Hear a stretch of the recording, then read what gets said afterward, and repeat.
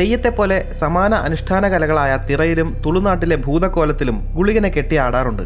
ജ്യോതിഷത്തിൽ ഏറെ പ്രാധാന്യം കൽപ്പിക്കപ്പെടുന്ന മൂർത്തി കൂടിയാണ് ഗുളികൻ. മാർക്കണ്ഡേയനെ രക്ഷിക്കാനെത്തിയ ശിവഭഗവാൻ യമനെ ഭസ്മമാക്കി. അങ്ങനെ ലോകത്തിൽ കാലനില്ലാത്ത അവസ്ഥയായി. കാലന്റെ അഭാവത്തിൽ ഭൂമിയുടെ സന്തുലനം നിലനിർത്താനായി ഋഷിദേവകൾ പരമശിവന്റെ അരികിലെത്തി.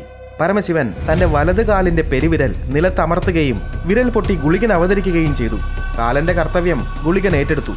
ആ സമയത്താണ് സപ്തർഷികളിൽ ഒരാളായ കശ്യപൻ സന്താനലബ്ധിക്കായി തപസ് അനുഷ്ഠിക്കുന്നത്. ശിവഭഗവാൻ ഗുളികനെ നാഗരൂപത്തിൽ കശ്യപന്റെ പുത്രനായി ഭൂമിയിലേക്ക് അയച്ചു. ചില വൈഷ്ണവ ഗ്രന്ഥങ്ങളിലും ഗുളികന്റെ ജനനത്തെപ്പറ്റി കഥകളുണ്ട്. ഒരിക്കൽ ശനിയും വ്യാഴവും തമ്മിൽ ഉഗ്രയുദ്ധമുണ്ടായി. ഒടുവിൽ ശരമേറ്റ് നിലം പതിച്ച ശനിയുടെ നെറ്റിയിൽ നിന്നും കടും നീല നിറത്തിലുള്ള ഒരു തുള്ളി രക്തം താഴെ വീണു. ആ ചോരത്തുള്ളിയിൽ നിന്നും നീലദേഹത്തോടു കൂടിയ ഒരു ഭയങ്കര രൂപം ഉയർന്നു വന്നു.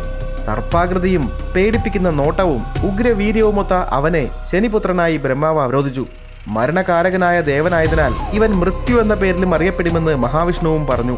കേരളീയ ഐതിഹ്യങ്ങൾ പ്രകാരം ഉച്ചയ്ക്കും സന്ധ്യയ്ക്കും പാതിരാ നേരത്തും നടന്നു വാഴ്ച ചെയ്യുന്ന ദേവനാണ് ഗുളികൻ. ഗുളികന്റെ ദർശനം മരണത്തിന് വരെ കാരണമാകാമെന്നും പറയപ്പെടുന്നു.